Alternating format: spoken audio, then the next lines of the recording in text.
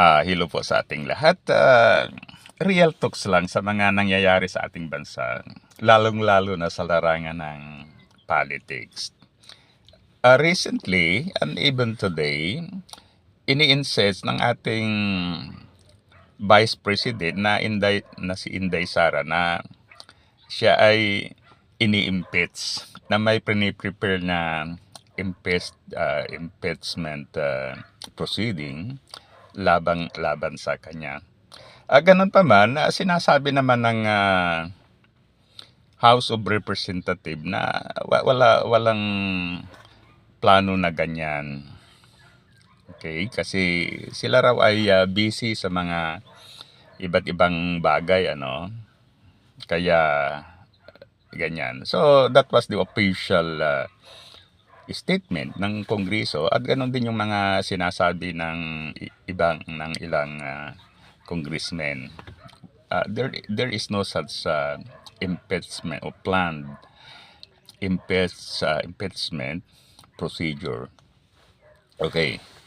Ngunit ini-insist ng ating Vice President na mayroong ganyang plano.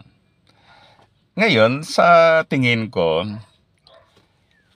bagamat walang plano ang Kongreso, ngunit kung patuloy-tuloy yung behavior ng ating Vice President, yung parang yung pag-disrespect sa mga congressional hearing, sa mga puna ng Commission on Audit, sa mga news tungkol sa mga nasasayang na bagay, sa mga hindi may paliwanag na expenses and so on.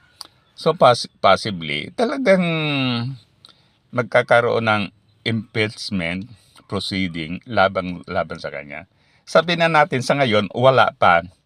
Din pag ganun ang senaryo, malaki yung posibilidad na mai-impeach siya.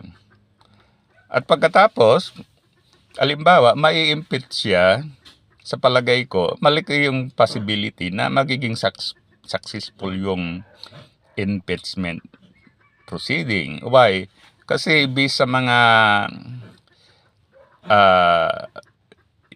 yung mga nakikita sa ngayon, yung maraming mga bagay na ibubulgar laban sa mga nasasayang, yung mga disregard sa instruction ng COA, sa mga gastusin na hindi may paliwanag, malaki ang posibilidad. Kaya, halimbawa, ako si Sara, so I have to cooperate. Kung yung sinasabi niya na walang mga misuse of funds, then ipakita niya.